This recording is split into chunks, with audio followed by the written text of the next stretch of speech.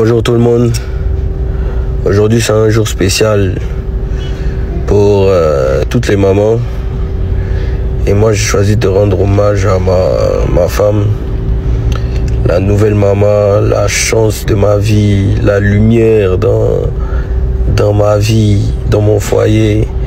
Cette année c'était un peu bizarre parce que il y a eu son anniversaire en même temps, la fête des mères, et ça s'est pas très bien passé parce que notre fille était malade. Moi-même j'étais malade, elle aussi elle était malade. Et on a eu un peu peur. Et bon, franchement elle est courageuse, vous voyez sur l'image, elle est en train de s'occuper de la petite. En même temps, bon, son anniversaire on a essayé d'improviser quelque chose. Ça c'était bien avant même qu'on parte à l'hôpital, mais bon. Vous voyez un peu, on essaie de gérer. Même si souvent c'est pas toujours la bonne humeur, mais on essaie de gérer. Elle était très forte parce que son anniversaire on n'a rien fait de spécial, mais on a juste improvisé. En même temps notre fille aussi était malade, mais bon c'est pas grave. On va mettre un peu de joie dans son cœur maintenant dans ce vlog là. Un peu de petits cadeaux là, un peu de cocktail, un peu hein, tu vois, petite sœur aussi, waouh. Elle veut pleurer maintenant, pleurer, hein, waouh. Voilà, câlin maintenant de belles sœurs. Câlin d'amour, hein, la bougie qui s'enflamme, les yeux qui s'enflamment, les pleurs, ça pleure, waouh, ça rigole, c'est mon baby. Voilà, comme elle est dangereuse en pyjama, petite, trois tates. Aïe. Voilà, saxophoniste, comme elle aime sa saxophone là, il a décidé d'envoyer ça un peu pour la charmer un peu. Tu connais, il faut toujours charmer les gars. Toujours charmer, malgré les années, il faut charmer. Voilà, là, elle est contente un peu, les petits cadeaux. Il y a d'autres cadeaux, mais voilà, c'est le premier cadeau pour flasher une fois d'abord. Puis maintenant après encore, voilà. Allez, un peu de bazouzou. Voilà. Les bazouzous, ouf, voilà, un peu de bazouzous pour elle, là, j'ai fait le service, hein. Voilà, très professionnel, hein. Voilà, bon, ça c'est un petit cadeau, léger détail, tu vois, voilà, tranquille, vite fait, hein. Mais franchement, merci à ceux que j'ai appelés pour gérer ça, parce qu'ils étaient très sharp, parce que cette année, j'ai pas trop assuré. Ah, ça c'était au concert. Ça c'était vraiment des plus beaux moments. On est arrivé ensemble sur ce stade-là grâce à nos amis, notre équipe, tout le monde. Merci beaucoup Diba. Bonne fête à Diba aussi.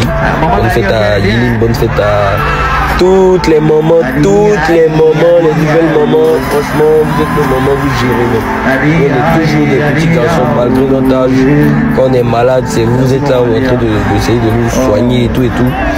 Bon, même si ma maman était là, elle la forcer, là, elle m'a pu lui jouer à 44. Voilà, dans mon derrière là-bas. Allez, ça c'est un peu la soirée. Voilà. Oh, il y a pas de... Aïe. Waouh. Parce que quand elle fait afro, elle va dire, oh là, la femme africaine. Là, on voyageait un peu triste, mais on voulait voyager aussi il y a longtemps, on a voyagé un peu de la patronne. Donc on est dans ça, vraiment là on a fait je crois 3 jours rapides, mais on s'est vu bien quand même. Puis là ils ont fait. Y'a quelqu'un qui a voyagé pour laisser sa fille à Abidjan, la patronne à Abidjan. Eh niao, así que lo veis Saraï Bassaï. Ah mais c'est magnifique. En fait d'enfant, c'est pas facile. T'as une petite fille mais tu préfères lever avec ton mari pour aller à Paris. Eh Nienzéo. Les blancs nous regardent, ils savent pas ce qu'on est en train de faire. Faut leur dire que je suis artiste et bébé. Voilà, ça c'est un vlog spécial pour toi. Voilà, tu shine like a diamond. Bonsoir. Voilà, là, il tentait de la draguer. Souvent, j'ai dragué vos goûts aussi. Hein. Voilà, c'est ma femme. Vous allez bien, vous appelez comment? Allez, ça foutait, il dit son mari là. Ah, donc c'est quand vous êtes. Je peux vous parler sur le côté? Donc franchement, c'était un peu ça. Écoutez, je peux vous déranger. Voilà, je suis juste là, juste assis à côté là-bas. Waouh. Et son mari à la main.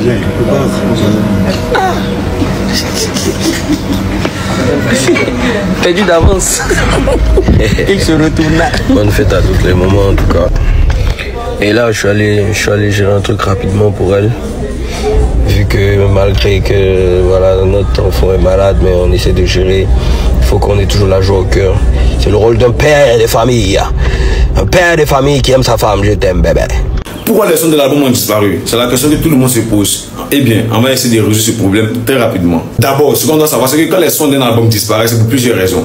Soit pour une question de droit d'auteur, soit pour une question de distributeur, soit l'album a été signalé comme contenu ayant un frein et règle de distribution, soit une résilience au niveau des contrats de l'abonnement de diffusion, soit un problème technique, ou soit l'auteur décide de retirer les sons de son plein gré. On s'est tous posé la question, on essaie de résoudre ce problème en essayant de mener des investigations un peu plus approfondies. Et quand on a mené les enquêtes, on a vu que, en premier lieu, Didi B n'a pas eu de problème avec les résiliences parce qu'il a les moyens de se payer la distribution. Concernant les droits d'auteur, on a remarqué aussi que Didi B est le seul et unique auteur de ce chef-d'œuvre. Donc il n'y a pas de problème là-dessus. Au niveau des problèmes techniques, il n'a pas eu de mail envoyé à l'artiste en question concernant un problème technique quelconque. Normalement, quand il y a un problème technique, on envoie un message à tous les artistes et ça concerne tout le monde, ça ne concerne pas une seule personne. Et concernant la suppression de son plein gré, ça pourrait être une belle stratégie. Mais je ne pense pas qu'il prenne le risque de faire ça au point de perdre ses vues sur YouTube. Et concernant les signalements, il ne pense pas que ça fasse effet, parce que pour signaler un album, il faudra avoir une très belle raison. Or, l'artiste en question, auteur de ce chef-d'œuvre, a toutes les raisons de bénéficier de son art. Donc, j'ai signalé pourquoi, et puis ça va agir. C'est lui qui est l'auteur. Donc, en gros, il nous reste une seule cause à analyser.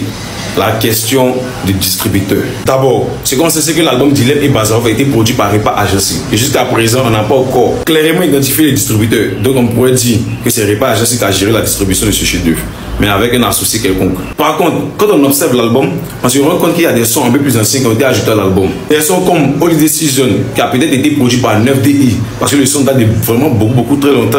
Des sons comme Dega, en fait, avec MHD, et Good Vibe, en fait, avec Zino. Mais le son qui va nous intéresser ici, c'est le son Dega. Si vous vous rappelez bien, quelques heures après la publication du clip sur YouTube, le clip a été bloqué partiellement par une agence appelée Kataj, dont le logo est ci-dessus, une filiale de Universal Music Africa. Parce que ce sont eux qui ont distribué le son.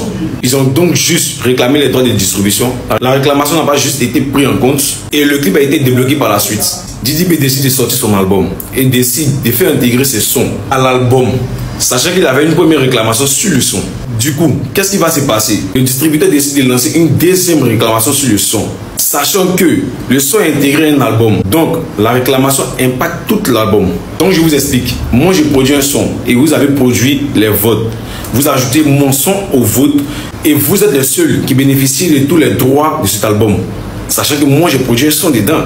Donc, qu'est-ce que je fais? Je réclame le droit de mon son et j'ai décidé de retirer mon son de votre album. Et en attendant que je retire mon son de votre album, l'album en question est bloqué temporairement parce que l'album est venu avec 21 titres, mais il se retrouve bloqué à cause d'un seul titre. Du coup, quand tu vas sur les plateformes de téléchargement, tu ne vois que mon son parce que l'album n'est plus considéré comme un album, puisqu'il y a un titre qui manque. Et jusqu'à ce que vous m'attribuez mon droit sur mon son dans l'album, les plateformes de distribution ou de téléchargement bloquent l'album temporairement pour une question de désaccord entre les distributeurs. Parce que chacun doit bénéficier de ses droits, puisqu'on a affaire ici à une plateforme légale. Voilà en gros ce qui a poussé les sons à être bloqués sur les plateformes de téléchargement. Mais il y a une demande qui a été faite au niveau des cartridges et lorsqu'ils seront disponibles, ils vont accepter de recevoir les droits et puis point. D'abord on reprend son cours avec les noms de stream. N'écoutez pas ceux qui disent que non, il y a un problème de droit d'auteur, c'est les doisseurs. On a bougé. Booba, c'est un gros gamin. Je pèse mes mots. Quand ce monsieur-là a commencé sa carrière musicale, Damso avait 2 ans. Nino n'était pas né. Mais quand tu vois ses tweets, tu as l'impression que c'est un jeune de 15 ans quand il fait ses tweets. 16 ans entre lui et Damso. On te pose les deux leurs photos devant un inconnu. On sait déjà que le plus mature ici, c'est Damso. Et en dehors de ce côté, de ce gros manque de sagesse, on a affaire à un monsieur qui ne peut pas accepter qu'on ait un grand succès en France en tant qu'artiste sans passer par lui. Ça, c'est de la sorcellerie. Tu es vieux, tu tends vers la mort, tu ne vas pas chercher à bien te contrôler, à bien te comporter pour espérer avoir une place, pour espérer avoir ce petit ticket pour le paradis là. Si maintenant tu as envie de te comporter comme un vieux con. Et la vérité, peut-être qu'on ne te dit pas, la vérité que peut-être tes fans ne te disent pas, c'est que si tu es encore considéré comme tel, c'est-à-dire le vieux mort, c'est juste par respect pour ton ancienneté dans ce milieu-là, dans le milieu du rap français, c'est tout. Sinon, en vrai, ton rap il est dépassé depuis 2008. Les seules choses qui t'ont maintenu jusqu'à aujourd'hui sont les clashs, ce sont les pics. Les pics aussi que tu envoies, on a l'impression de voir un élève de CE2 lancer des pics. des trucs de gamin. Ce que tu penses faire là, nous on appelle ça de l'enfantillage. Ceux même qui pouvaient faire descendre le gars, c'est-à-dire encore des voies ici. Ceux même qui peuvent faire descendre, qui pouvaient faire descendre là, ils n'ont rien créé. Pendant que le gars dormait, ils n'ont rien créé. Ils n'ont rien pu faire. Ils ne pourront rien faire. Et comme ce même lot là, c'est-à-dire compris toi qui as la tête, je pense que c'est des trucs que vous faites en retard. Ça, vous faites ça beaucoup en retard. Combien d'entre vous savent que le vrai problème, c'est pas Didi B, c'est sa fanbase? C'est cette fanbase là, c'est-à-dire en dehors du talent, de l'énergie de l'artiste et en dehors de son équipe, de sa famille. Son plus gros point d'appui, il y a nous. Il y a nous dedans. Hein. Il y a nous. Le gros problème, le problème, c'est pas Didi B seul. Le problème, c'est sa fanbase aussi. C'est sa fanbase qui l'écoute, c'est sa fanbase qui l'encourage, c'est sa fanbase qui le motive à sortir plus de projets. Donc, vous pensez que par des petites tactiques, vous allez créer quelque chose. Moi, je pense que pour ton âge, tu vas dire que c'est une grosse perte de temps en fait. Que tu gagnes le procès ou pas, ça ne va pas empêcher Didi B de faire sortir des projets. Ça va lui commencer son argent. Combien dans tes narines, là-bas, il y a des rappeurs que tu n'as même pas pu descendre. Et moi, c'est ce côté où il se joue au gars imposant, c'est lui le B2O. Pourtant, dans ce même rap français là, il y a la crime, il y a quelques têtes encore que tu ne clashes jamais. Pourtant, ça vient jouer les gros dos ici avec les tweets. Il a frôlé un peu une histoire de concert à Paris de Didi B, un truc comme ça, une prestation quelconque à Paris, mais c'est pas en France. Mais ben, où ça arrive là? Nous s'en fout. Tant que Didi B tape pas pour ton code, on s'en fout. C'est dommage, hein? C'est dommage.